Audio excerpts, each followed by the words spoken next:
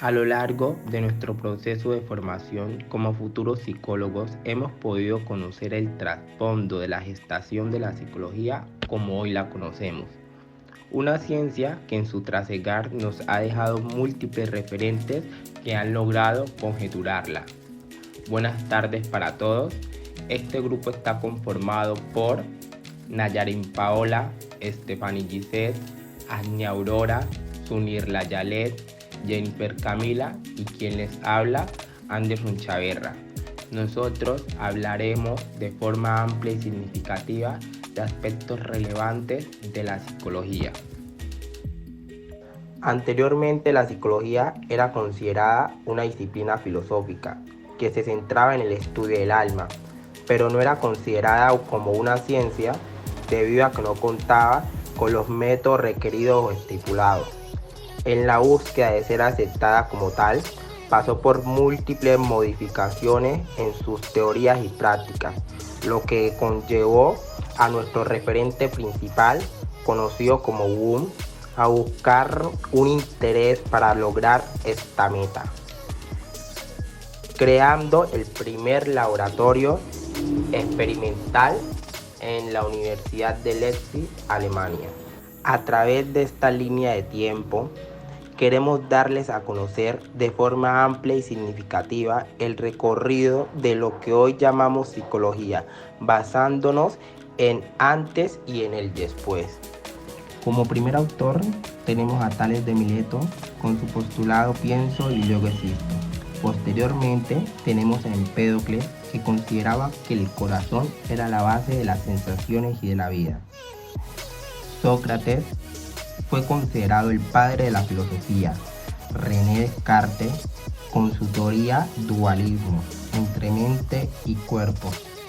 John Locke, entender el alcance y los límites del conocimiento. Kant, el primer representante del idealismo alemán. Y como exponente principal, Wundt, el fundador del primer laboratorio de psicología experimental en Leipzig, Alemania. Brunner descubre la función del oído en el equilibrio. Sigmund Freud pasa de la neurología a la psicología. Alfred da inicio a la psicología individual. Y finalmente Marx, fundador de la psicología gestáltica. Entrando en contexto, les presentaremos los principales exponentes a lo largo de la psicología. El psicoanálisis. Se designa tanto el conjunto de teorías formuladas por Freud acerca de la estructura del funcionamiento de la psique humana como al tipo de terapia psicológica basado en las mismas. En su primer sentido, el psicoanálisis envuelve una concepción exhaustiva del ser humano que ejerció una profunda influencia en todos los ámbitos de la cultura.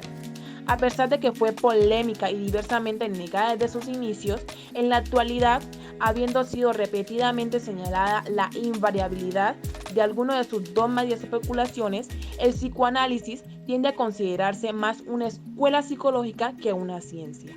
Continuando con el cognitivismo, diré que esta corriente aparece como una evolución de la psicología conductista, ya que intenta explicar la conducta a partir de los procesos mentales. Sabemos que en la construcción del conocimiento se implican varias acciones complejas, como lo son el almacenar, reconocer, comprender, organizar y utilizar la información que se recibe a través de los órganos de los sentidos. Como padre de la psicología evolutiva y creador de esta corriente psicológica, tenemos a Jean Piaget, quien nos dice que según la forma en que la persona procesa la información y entiende el mundo que la rodea, desarrolla un determinado tipo de conducta, y que los seres humanos contrastamos las nuevas informaciones con nuestra estructura cognitiva y a partir de allí moldeamos nuestras acciones. Estructuralismo. La corriente denominada como estructuralismo nació para indicar las funciones básicas de la psique y su integración con las estructuras fisiológicas del sistema nervioso. En esta destacamos dos autores como Edward Tixner y William Wundt. También se dice que esta nace en las primeras décadas del siglo XX como una corriente cultural caracterizada por concebir cualquier objeto de estudio como un todo, cuyos miembros se relacionan entre sí y con el todo de tal manera que la modificación de cada uno de ellos modifica también los restantes y que trata de descubrir el sistema relacional latente, es decir, su estructura, valiéndose de un método que rechaza por igual el análisis y la síntesis. La Gestalt, su máximo exponente, Max Wertheimer. La palabra alemana Gestalt se traduce al español como forma. Por esta razón, también llamada psicología de la forma, ha elaborado una teoría psicodinámica basada en las experiencias personales vividas en el momento. La idea principal que exponía la psicología de la Gestalt es cuando percibimos el mundo a pesar de que existen distintas señales impactándonos al mismo tiempo para organizarlas. Nuestra mente resume el entorno con formas o grupos de elementos. Humanismo. Su máximo exponente, Abraham Maslow.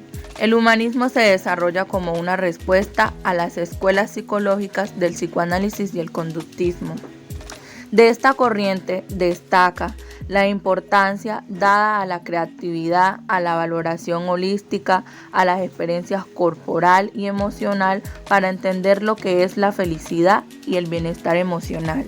Conductismo. Se basa en el empleo de procedimientos estrictamente experimentales para estudiar el comportamiento observable, es decir, la conducta, teniendo en cuenta como variables el conjunto de estímulos y respuestas que conforman el entorno.